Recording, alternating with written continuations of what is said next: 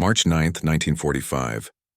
The sun was sinking behind the Pacific horizon, its last light brushing the edges of Guam, Saipan, and Tinian, three islands now transformed into vast American air bases carved from captured Japanese soil. On their runways, 325 Silver Giants stood ready. Ground crews in grease-stained uniforms moved with precise urgency, tightening bolts, checking engines, and loading payloads that would soon reshape the war and history itself. Each of these aircraft was a Boeing B-29 Superfortress, the most advanced bomber the world had ever seen.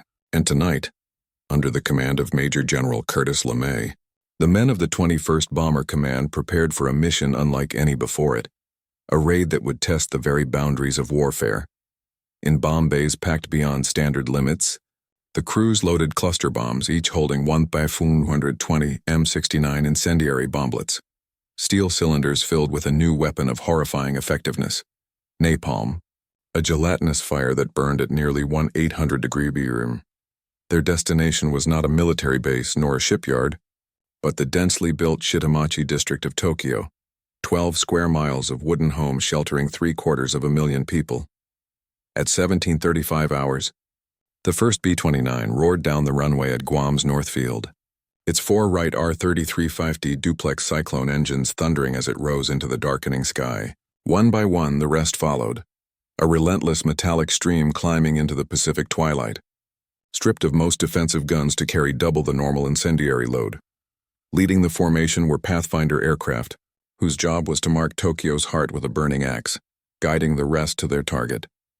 They would fly low, between 5,000 and 7,000 feet, far below the altitudes for which these planes had been designed, trading safety for accuracy.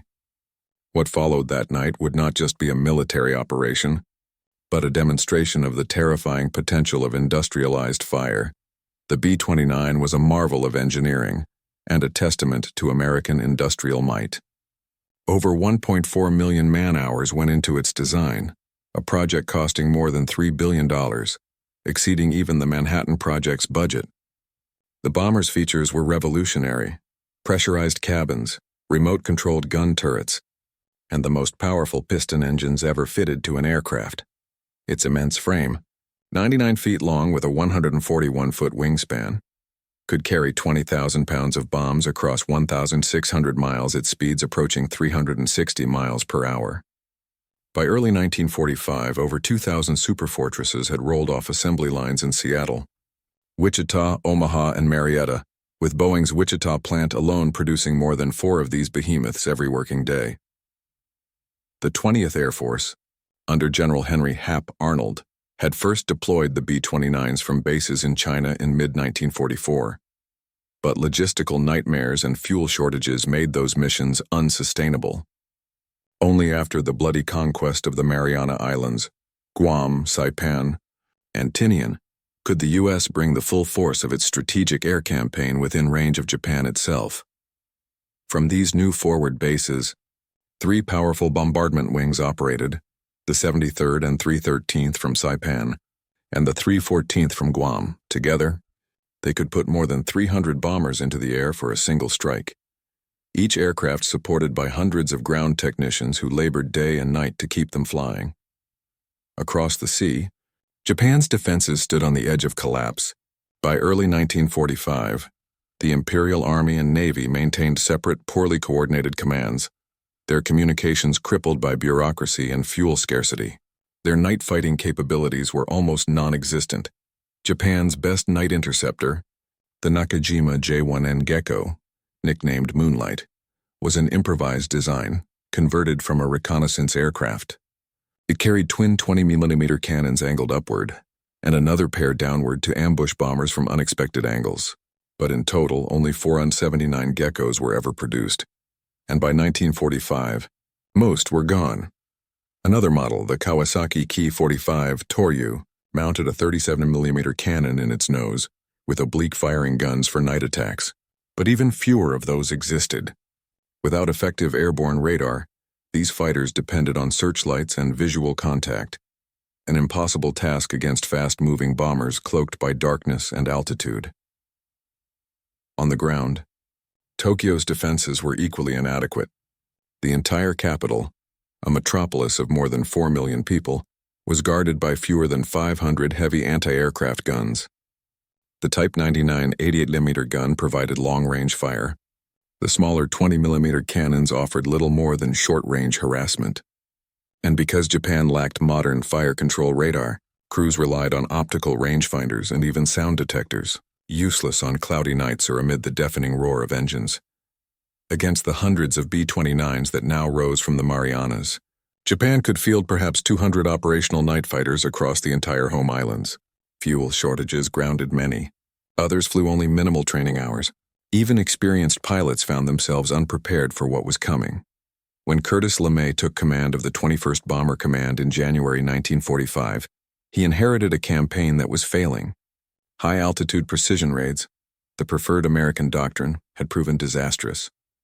At 30,000 feet, the jet stream over Japan, unknown before the war, blew bombs miles off course. Engines overheated in the thin air. Mechanical failures were frequent. Cloud cover obscured targets nearly 70% of the time, forcing crews to bomb blindly through radar. LeMay's response was revolutionary and ruthless. He stripped away the old tactics and devised a plan that favored results over convention. The change was as simple as it was radical.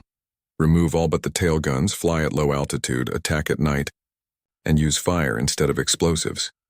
By dropping their bombs from 5,000 to 9,000 feet, the B-29s could avoid the jet stream, reduce engine strain, and hit targets with surgical accuracy. The Japanese, lacking radar or effective night fighters, would be nearly powerless to stop them. Each bomber, now lighter without defensive weapons and gunners, could carry 7 tons of incendiaries, double its previous payload. Crews would navigate individually using Loran radio signals, arriving over Tokyo not in tight formations but in a continuous stream of destruction lasting for hours. Meteorologists forecast ideal conditions for the chosen night of March 9th to 10th. Clear skies and strong surface winds, perfect for spreading flames. The target, Tokyo's Asakusa, Honjo, and Fukagawa wards, dense working-class neighborhoods where thousands of family-run workshops built aircraft parts, electrical equipment, and precision instruments for Japan's war machine. LeMay's orders were coldly methodical. "Burn out the heart of Tokyo," he said. And the weapon chosen for that purpose, the M69 incendiary, was built precisely to do so. The M69 bomblet was a small cylinder of steel, just 3 inches wide and 20 inches long, weighing 6 pounds, but its design was devilishly efficient. Inside, a jellied gasoline mixture of napalm waited to ignite. When released from its cluster container, each bomblet trailed a cotton streamer to orient itself, then struck the ground fuse first. A short time delay fuse gave it 3 to 5 seconds before detonation, long enough for it to land on its side. When it ignited, a white phosphorus charge scattered flaming napalm in every direction, coating anything it touched with burning gel. At the Dugway Proving Ground in Utah, American engineers had tested these weapons on exact replicas of Japanese homes built from pre-war architectural blueprints. The results were horrifying. Single clusters could ignite entire mock neighborhoods. Napalm clung to surfaces, resisted water, and generated heat so intense it created self-sustaining firestorms.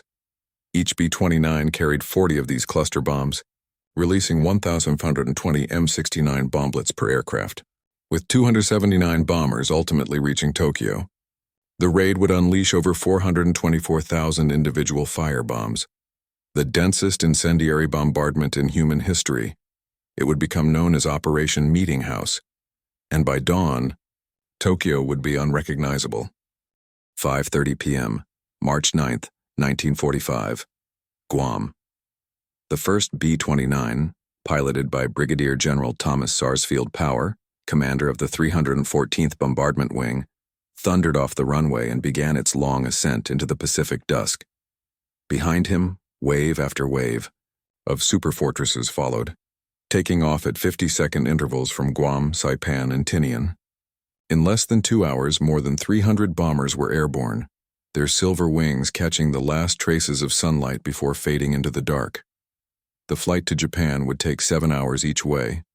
Crews faced a 1,500-mile journey across open ocean, through unpredictable winds and without escort. But this time, they were flying lighter and lower. The heavy armor, guns, and winter flight suits of high-altitude missions were gone. The thin air masks had been replaced with open cockpits and light clothing, the warmth of low altitude, offering an eerie comfort to men who knew what awaited them. Inside each plane, the atmosphere was tense but calm. The mission briefings had been exacting. There would be no room for error. The navigators followed Lauren radio signals while the gunners, now reduced to a single tail gunner, scanned the darkness for the faint silhouettes of Japanese interceptors. By 10:30 p.m., the first radar echoes of the formation reached Japan's coast. Civilians heard the distant hum of engines and the shriek of air raid sirens across Tokyo. Many ignored them. Previous American raids, flown at 30,000 feet, had caused limited damage. People had grown complacent, believing their wooden homes, rebuilt after countless small fires, would survive another night. But this raid would be unlike anything they had imagined. Tokyo, the world's largest wooden city, was a tinderbox. Narrow alleys wound through miles of two-story homes, workshops, and market stalls. The city's 4.3 million residents had few options for safety. Only 18 concrete air raid shelters existed, enough for fewer than 100,000 people. Most families had nothing more than dugouts or shallow trenches, covered with flimsy planks. The 8,000 firefighters who guarded the capital relied on hand pumps and bucket brigades, methods suitable for peacetime blazes, but useless against an inferno. Civilian firefighting groups, mostly women, teenagers, and the elderly, practiced throwing sand on small flames. Against napalm, that would be futile. At 12:08 a.m., March 10th, the first Pathfinder B-29s crossed over Tokyo. Flying barely 5,000 feet above the rooftops, they released M47 napalm bombs, which burst into towering fireballs, marking the target with an immense burning X. From miles away, the rest of the formation could see the flames, the beacon signaling them to begin the main attack. Minutes later, the sky above Tokyo filled with hundreds of descending clusters. Witnesses on the ground described the sound as a metallic rain, the whistle of falling steel canisters followed by dull, rhythmic thuds. Then came the roar of ignition. The M69s burst open in waves, each spewing flaming napalm in all directions. Fires sprang up instantly, glowing orange in the darkness. Within moments, entire blocks ignited. The surface winds, blowing at 20 to 30 miles per hour, fanned the growing flames into a single unified blaze. Within half an hour, individual fires merged into a vast firestorm stretching across the eastern wards of the city. Temperatures on the ground soared beyond 1,800 degrees, hot enough to melt glass, liquefy aluminum, and ignite the asphalt streets themselves. The superheated air rose violently, pulling in cooler air from all directions and creating a tornado of flame. The sound was deafening, a constant roar that drowned out human voices, sirens, and even the engines of the bombers still arriving overhead. From above, B-29 crews saw Tokyo vanishing beneath a living sea of fire. Thick columns of smoke and flame rose thousands of feet into the air. Some bombers were tossed violently by thermal updrafts, their instruments spinning out of control. Pilots fought to steady their aircraft as their windows glowed red from the reflection below. Inside one bomber, a navigator later recalled, the city looked like a giant pot of boiling lava, 1,000 degrees of hell stretching to the horizon. On the ground, the scenes were apocalyptic. In the Sumida district, a 24-year-old mother named Yoshiko Hashimoto was feeding her infant son when the first wave struck. It sounded like rain, she recalled years later, but it was fire. She ran outside to see the sky glowing red. Within minutes, the air grew so hot it was difficult to breathe. Her family, parents, sisters, and her baby, fled toward the Sumida River, joining tens of thousands of others. Narrow alleys were jammed with people, carts, and bicycles. Some carried children on their backs, others dragged the elderly. Many fell, unable to rise again as flames advanced from all sides. Firefighting teams tried to resist, but quickly abandoned their posts. The heat warped metal, exploded fuel tanks, and ignited hoses. Water pressure dropped to zero as pipes melted or burst. Entire neighborhoods vanished in minutes. At the riverbanks, survivors found chaos. The wind was so intense it blew burning debris, signboards, tatami mats, and pieces of roofs across the water. Yoshiko's father, realizing there was no escape, pushed his daughter and grandson into the river. The cold water saved their lives. He, her mother, and her sister did not survive. Similar tragedies played out across the city. Those who sought shelter in canals or ponds often succumbed to scalding steam. Others were trampled in the frantic rush for safety. At Kikukawa Elementary School, hundreds who had gathered in its basement were later found only as ash and twisted metal. Temples, shrines, and police stations, structures that had stood for centuries, were consumed in minutes. The wooden bridges over the Sumida River collapsed, their beams burning from below. The air was thick with smoke and the smell of burning fabric and oil. By 2 a.m., the entire eastern half of Tokyo was engulfed in a single, continuous firestorm. The conflagration produced wind speeds exceeding 100 miles per hour, drawing oxygen from every direction and suffocating those who could not escape. The inferno's power was so immense that it lifted debris, and sometimes people, hundreds of feet into the air. Eyewitnesses later described seeing flaming whirlwinds spiraling down streets, consuming everything in their path.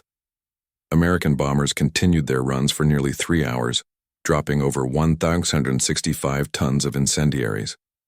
From above, pilots reported smoke columns rising higher than 15,000 feet, reaching their flight altitudes. Some crews struggled to find their way home as navigation instruments flickered in the turbulence. Despite the chaos, Japanese anti-aircraft gunners fired relentlessly from the ground, but their shells exploded far below the bombers' flight paths. The city's night fighters, barely a handful able to take off, could not locate the targets amid the black smoke. By 3:30 a.m., the main bombing runs ended. The sky over Tokyo was a sheet of fire stretching for miles, visible even from the Pacific.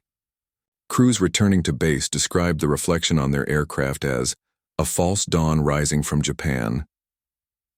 When morning came, Tokyo no longer existed in the way it had the night before. The fires continued burning until midday, leaving behind an ocean of ash and twisted metal. Blocks that once held thousands of homes were now flat gray expanses. Reports from Japanese police and civil defense units were staggering. Nearly every building in the Asakusa, Honjo, and Fukagawa wards had vanished. Survivors wandered through the ruins searching for family, calling out names in silence. The Tokyo Metropolitan Police Department recorded 83,993 dead and 40,918 wounded. The U.S. Strategic Bombing Survey later put the figure even higher, 87,993 fatalities, while the Tokyo Fire Department estimated over 97,000 dead and 125,000 injured. Historians today agree, more than 100,000 people were killed in a single night. More than Hiroshima or Nagasaki would suffer immediately from atomic bombs 5 months later. The raid destroyed 267,171 buildings across 15.8 square miles, rendering 1 million residents homeless. As the last embers faded, the scale of devastation was unlike anything the world had ever seen.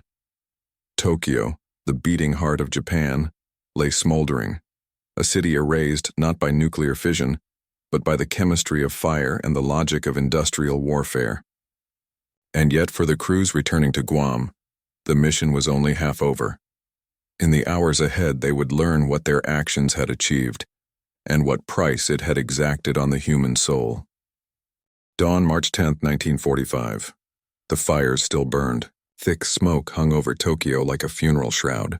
What had once been the largest city on Earth was now a field of ash, 20 square kilometers of utter desolation. From the air, returning B-29 reconnaissance crews photographed the aftermath. Even hardened veterans who had bombed Berlin and Hamburg fell silent. Tokyo's eastern wards had vanished. Streets were no longer visible.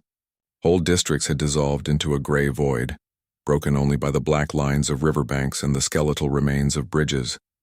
The aerial photos stunned General Curtis LeMay. His plan had worked, beyond all calculation. The firestorm had consumed the heart of the Japanese war industry, hidden in Tokyo's homes and workshops. But the images also showed something else: annihilation on a scale that defied military definition. Over 16 square miles of the city were gone. Tens of thousands of bodies lay where the fire had passed. Civilians, workers, children, the elderly, indistinguishable in the soot.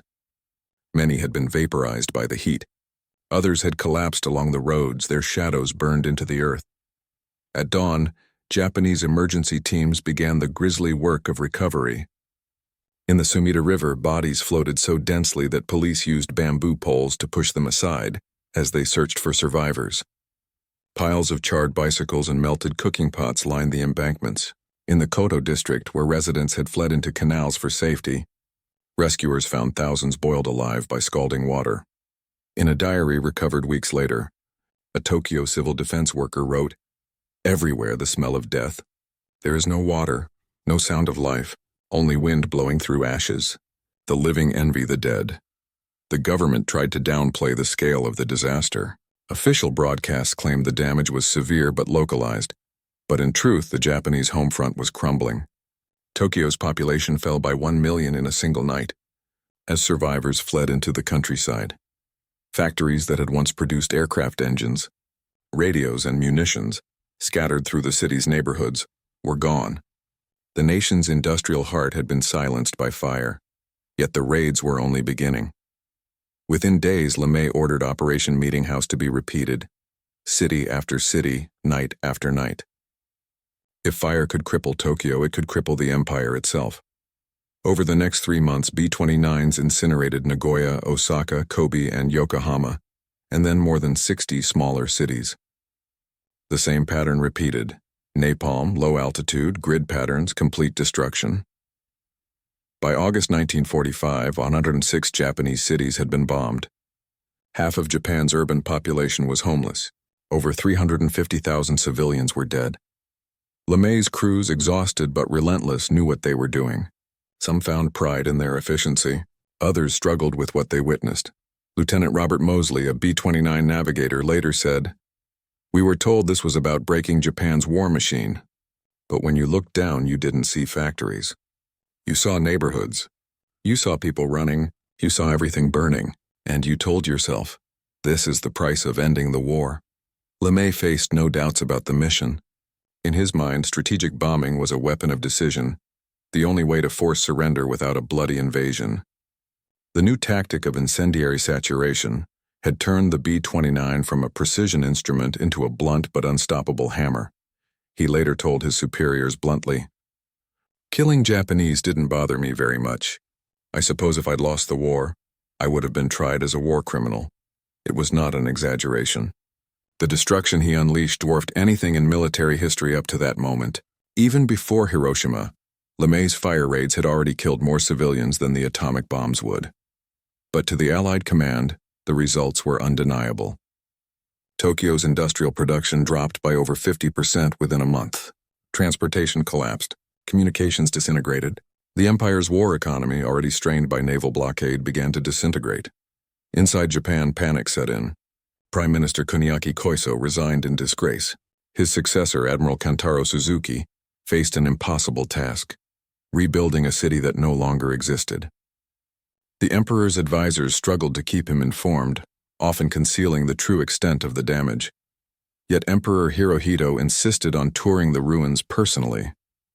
In late March, dressed in a gray uniform, he walked among the ashes of Tokyo.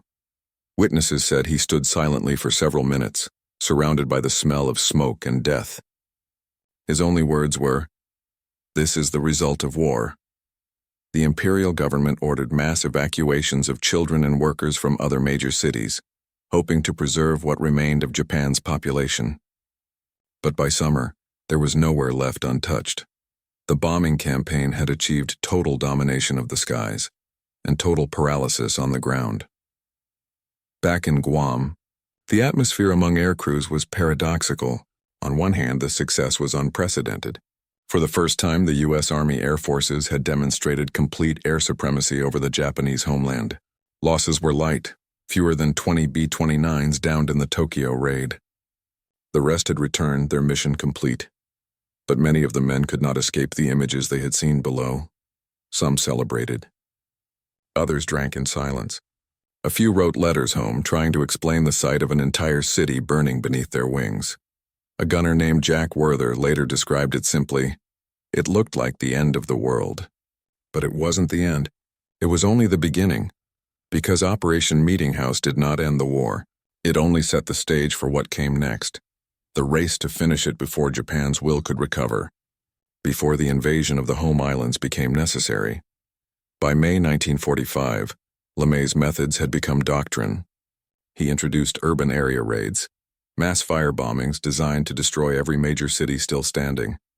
Between May and August, Japan's largest population centers became targets. Nagoya burned on March 11th and again on May 14th. Osaka on March 13th, 14, and once more in June. Kobe, Yokohama, Toyama, and Hiroshima all faced similar fates. Each raid obliterated industrial districts, railway centers, and tens of thousands of homes. By July, the U.S. Strategic Bombing Survey concluded that 40% of Japan's urban area had been destroyed. LeMay himself remarked that soon, there would be nothing left to bomb. Still, the Japanese military refused to surrender. The Code of Bushido, the warrior's death before dishonor, continued to dominate the government's decisions. Even as cities vanished, factories operated in caves and rural workshops. Kamikaze pilots continued their suicidal missions against the American fleet. For the Allies, the question became not whether Japan could be defeated, but how far they would have to go to make that defeat absolute. In the Pacific, the invasion of Okinawa, fought from April to June 1945, cost over 240,000 lives. The ferocity of Japanese resistance convinced U.S. planners that invading the home islands might kill millions. And so, even as LeMay perfected his firebombing tactics, a new weapon, one far more powerful than incendiaries, was nearing readiness. Its existence was known to only a handful of men. In the months ahead, that weapon would change the meaning of warfare forever. But before Hiroshima, before Nagasaki, before the dawn of the nuclear age, the night Tokyo burned had already shown the world what total war truly meant. August 1945. 5 months after Tokyo burned, the Empire of Japan lay in ruins. More than 100 cities had been reduced to ash. Railways and ports no longer functioned. Millions were homeless. Yet even amid devastation, Japan refused to surrender. In the skies above the Pacific, Curtis LeMay's B-29s continued their nightly raids. The campaign that began with napalm over Tokyo had evolved into a relentless storm of fire. Precision replaced by sheer volume. LeMay had perfected an industrial process of destruction. Each night, hundreds of aircraft, each carrying 10 tons of incendiaries, took off in disciplined intervals, struck a new city, and returned before dawn. By the first week of August, there was almost nothing left to destroy. Of Japan's 66 largest urban areas, 58 were already in ruins. And yet the war continued, until something new appeared in the sky. August 6, 1945, Hiroshima.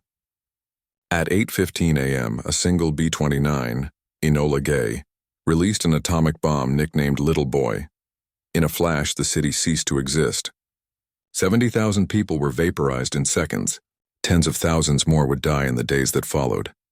3 days later, on August 9th, another B-29, Boxcar, dropped Fat Man on Nagasaki. 40,000 died instantly. In a single week, the world entered a new age, the nuclear era. To most of the world, Hiroshima and Nagasaki became the symbols of destruction. But to LeMay's crews, and to the survivors of Tokyo, the firebombing of March 10th had already been the blueprint. When asked later if he felt overshadowed by the atomic raids, LeMay famously replied, "The atomic bomb had nothing to do with the end of the air war against Japan. It was just another weapon. We'd already burned down every city they had." It was true. By the time the atomic bombs fell, there were no major targets left for them to destroy.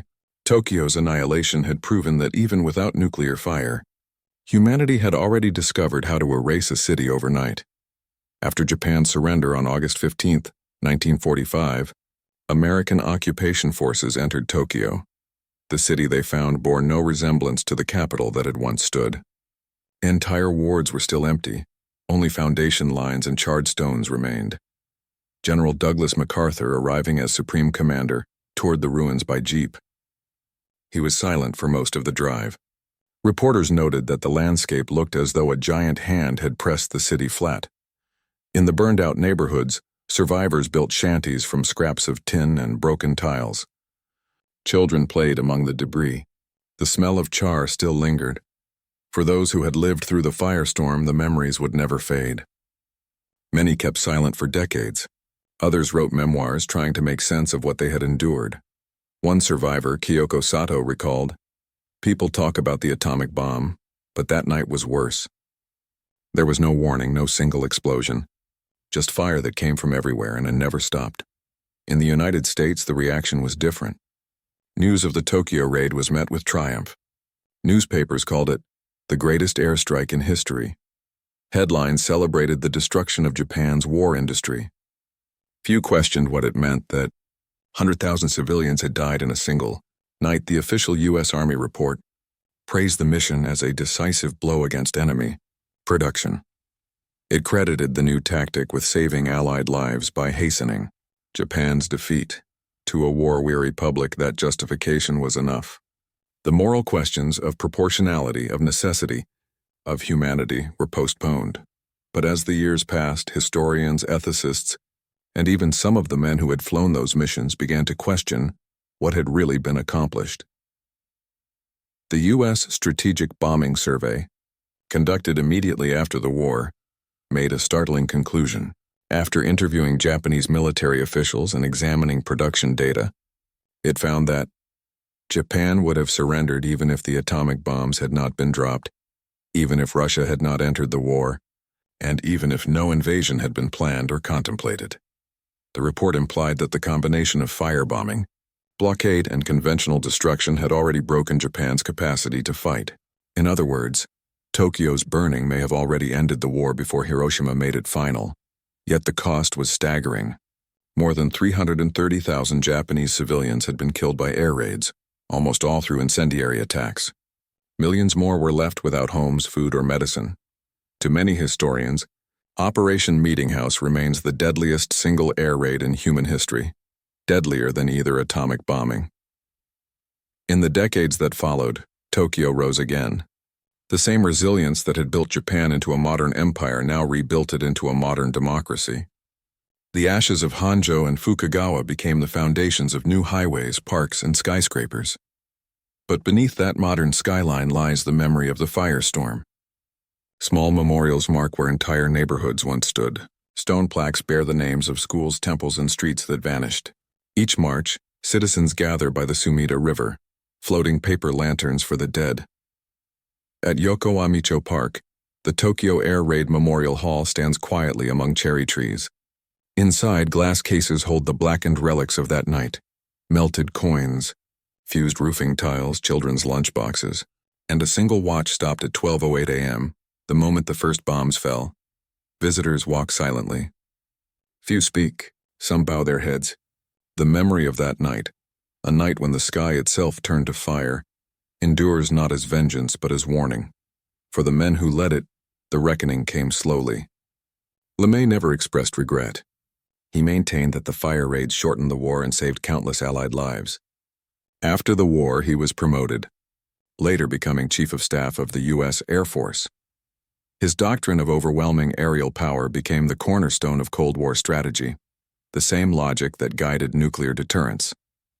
But for others, the moral weight was harder to bear. Many B-29 veterans later admitted they had underestimated the human cost. Some joined peace movements. Others visited Japan decades later seeking forgiveness.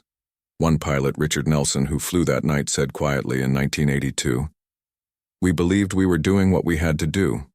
But sometimes in dreams I still see that city burning, and I wonder if winning can ever really mean that." Today, historians view Operation Meetinghouse as both a military triumph and a human tragedy. It demonstrated the terrifying efficiency of modern warfare, how chemistry, engineering, and planning could turn into instruments of annihilation. It also revealed a truth humanity still struggles to face, that the line between strategy and atrocity can vanish when survival becomes the only goal.